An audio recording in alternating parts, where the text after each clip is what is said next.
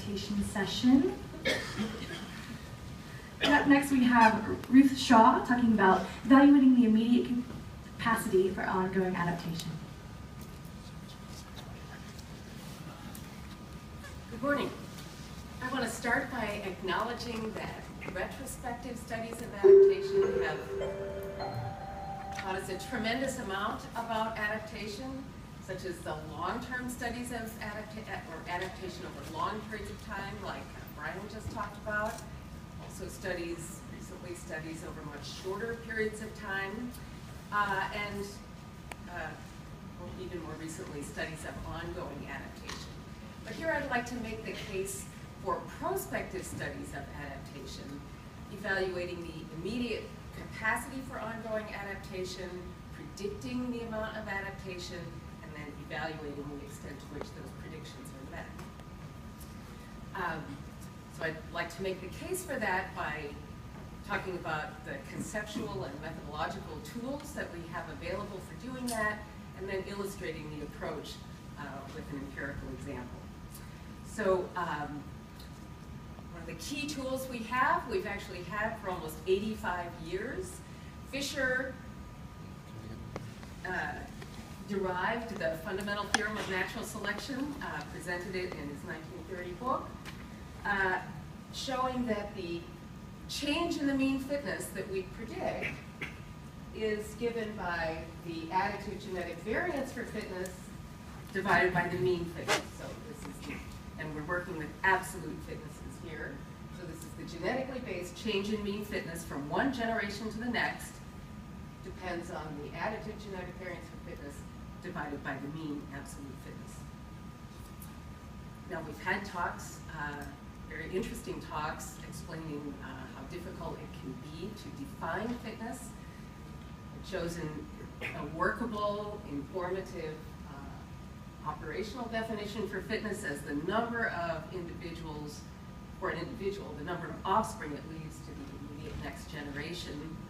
Or we could extend this to the fitness of a genotypically or phenotypically defined group as the expected number of offspring of that group, given by this expression. So the additive genetic variance, I'm sure many or all of you are aware, it's the variation attributable to the effects of individual alleles at loci throughout the genome. And I'm actually going to focus on this aspect of the problem, which is more challenging than obtaining the estimate of the mean fitness. Of course, the approaches for estimating the additive genetic variance of any trait, also applicable to estimating the additive variance for fitness, reside in the field of quantitative genetics. Just to introduce the study organism here, we've been working on Echinacea angustifolia, narrow-leaf purple coneflower. As you see here, it's a characteristic species of tallgrass prairie. Stuart Wagenius began work on a set of fragmented populations of this species. So the prairie remnants are shown in the purple splotches here on this aerial photo of western Minnesota. Stuart began studying this for his dissertation work in the late 90s, and I've been working with him on it since about 2000.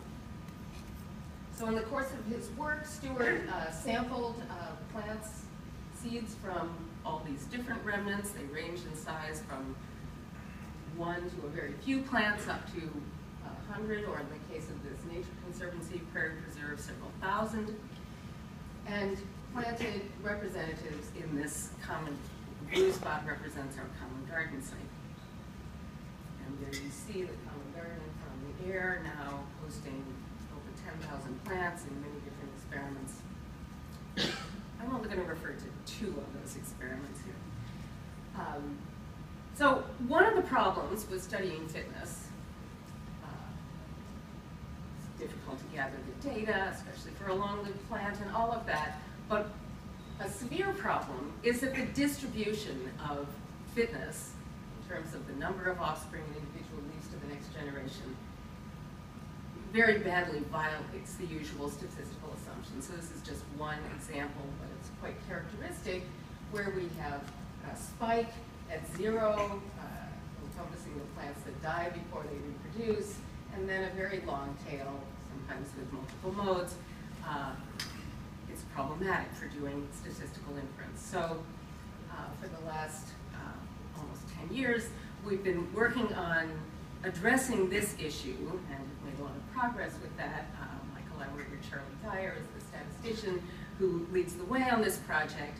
We do this by taking into account the sequential nature of fitness expression. So for our examples that we'll talk about here, we have survival over different bouts, starting here, year by year.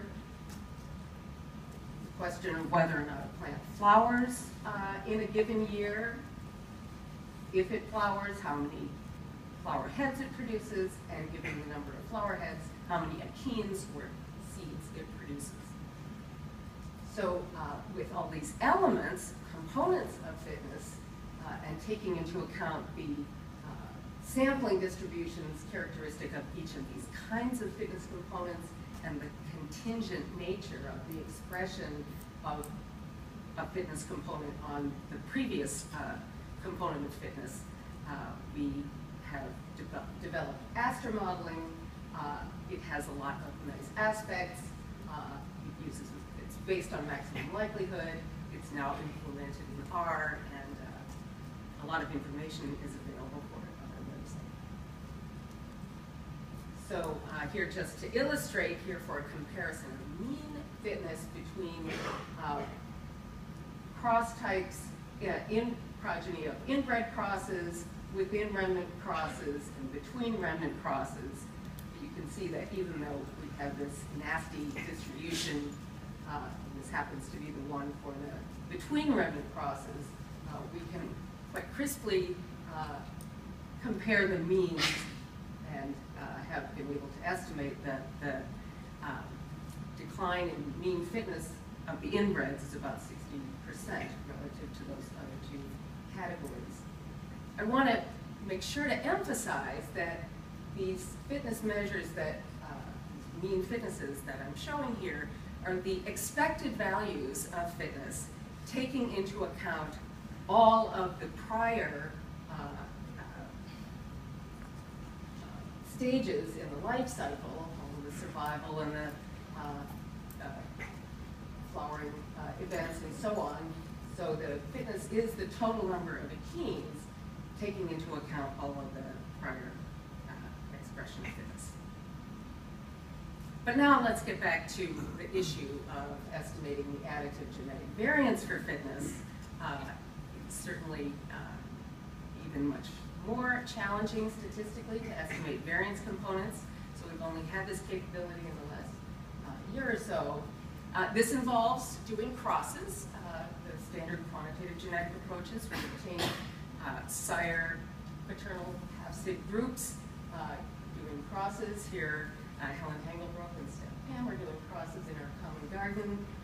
We use the bracts of the florets to keep track of the paternal parent. So we put a dab of paint on the bract so that when we collect the infructescences, we can dissect out the seeds knowing which seed was sired by whom.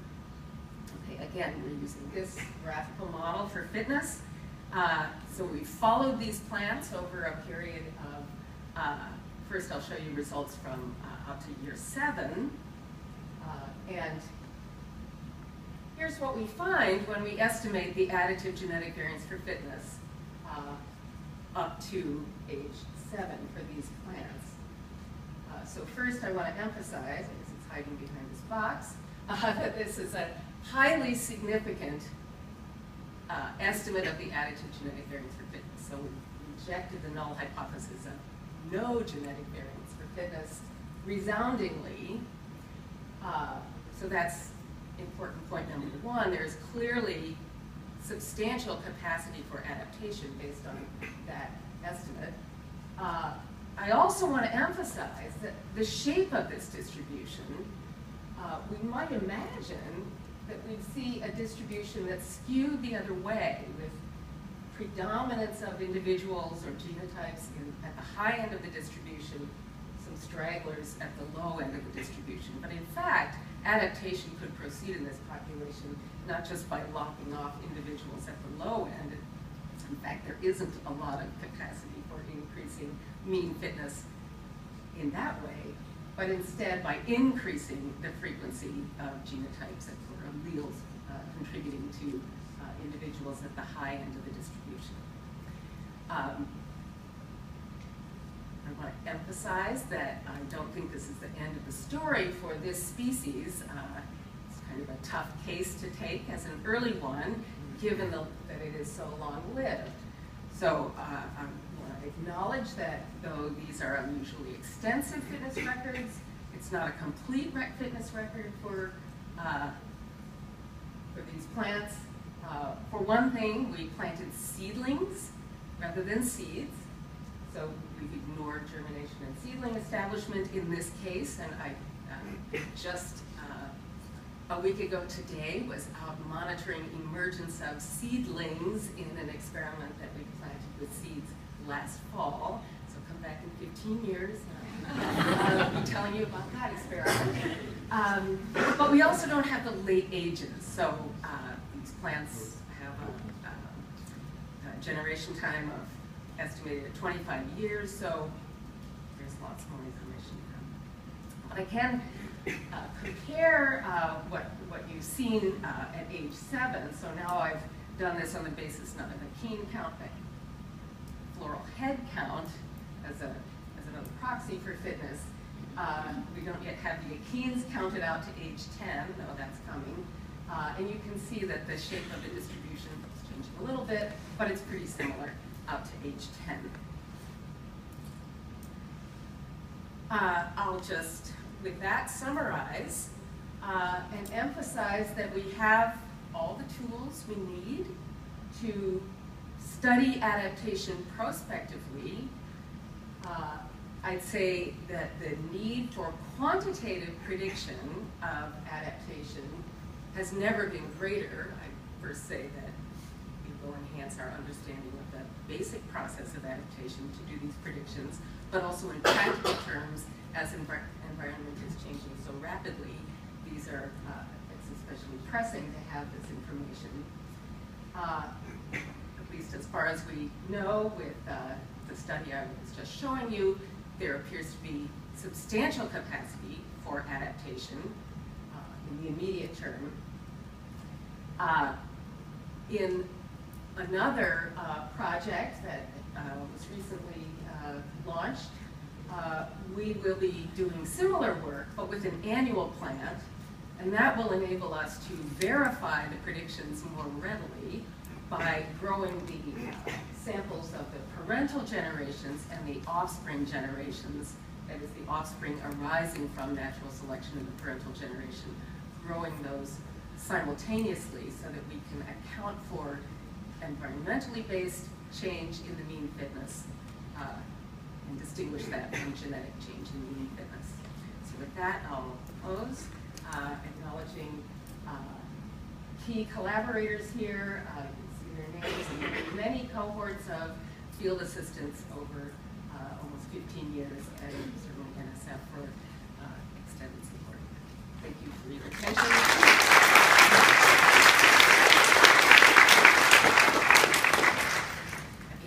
Questions if there's time. Len? If I understand correctly, is the absence of a left tail in part due to the fact that nothing's died? Oh no, loads of plants have died. So you are looking at the the distribution of the additive genetic effects on fitness. So that is accounting for the mortality. That is part of the phenotypic distribution for fitness, like I showed you before. But so mortality is taken into account. Annie? So I'm trying to understand how this distribution can feedback on population size, right? So if you had strong truncating selection through that tail, what would that mean for just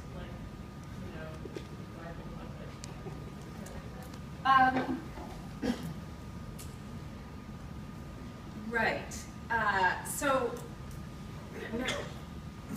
these look like pretty high thicknesses if we're up to 80 seeds per plant. But as I mentioned, we didn't plant seeds, so we get about 5% seed germination. So out to age 10, this is a lot fewer expected individual progeny than I should have mentioned. Maybe we should talk about